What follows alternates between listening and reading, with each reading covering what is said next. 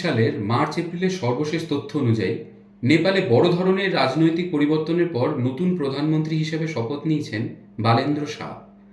Gen Z বা তরুণ প্রজন্মের আন্দোলনের প্রেক্ষাপটে অনুষ্ঠিত নির্বাচনে ভূমিধস বিজয়ের পর তিনি ২৭ মার্চ ২০২৬ দায়িত্ব গ্রহণ করেন। নেপালের বেসরকারি স্কুলগুলো সম্পূর্ণ বন্ধ করে দেওয়ার খবরটি বর্তমানে সোশ্যাল মিডিয়ায় ব্যাপক আলোচনার বিষয় হলেও এটি পুরোপুরি সঠিক নয়।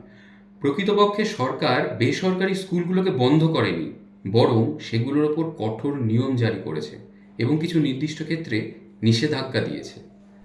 সোশ্যাল মিডিয়ায় ছড়িয়ে পড়া সব বেসরকারি স্কুল বন্ধ হওয়ার খবরটি মূলত একটি গুজব।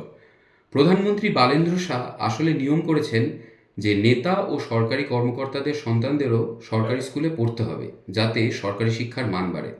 তবে বেসরকারি স্কুলগুলো এখনও চালু আছে। প্রধানমন্ত্রী বালেন্দ্র শাহ সরকার শিক্ষার নামে অতিরিক্ত টাকা আদায় বন্ধ করতে নেপালের সব কোচিং সেন্টারগুলো বন্ধ করার নির্দেশ দিয়েছে। 15 দিনের মধ্যে সব কোচিং সেন্টার বন্ধ করতে বলা হয়েছে। অনেক বেসরকারি স্কুল নতুন শিক্ষাবর্ষের আগের নিয়ম ভেঙে অতিরিক্ত ভর্তি ফি নিয়েছিল। শিক্ষা মন্ত্রণালয় সেই সব অবৈধ ফি অবিলম্বে অভিভাবকদের ফেরত দেওয়ার নির্দেশ দিয়েছে। নিয়ম না মানলে স্কুলের লাইসেন্সও বাতিল হতে পারে। এখন থেকে নেপালের সব বেসরকারি স্কুলে অন্তত 10% শিক্ষার্থীকে বিনামূল্যে অর্থাৎ স্কলারশিপে পড়ানোর সুযোগ দেওয়া বাধ্যতামূলক করা হয়েছে। যেসব বেসরকারি স্কুলের নাম বিদেশি, যেমন পশ্চিমা কোনো দেশের নামে, তাদের আগামী 6 মাসের মধ্যে স্থানীয় বা নেপালি নামে পরিবর্তন করার নির্দেশ দেওয়া হয়েছে। মূলত বেসরকারি স্কুলগুলো যেন ব্যবসার নামে সাধারণ মানুষের ওপর জুলুম করতে না পারে এবং দেশের সরকারি শিক্ষার মান যেন উন্নত হয়, সেজন্যই এই কড়া পদক্ষেপগুলো নেওয়া হয়েছে।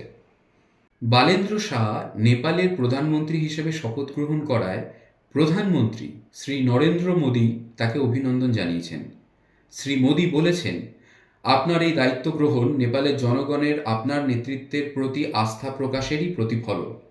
আমাদের দুই দেশের জনসাধারণের পারস্পরিক কল্যাণে ভারত নেপাল বন্ধুত্ব ও সহযোগিতাকে এক নতুন উচ্চতায় নিয়ে যেতে আপনার সঙ্গে ঘনিষ্ঠভাবে কাজ করার জন্য আমি আগ্রহ সহকারে অপেক্ষা করে আছি।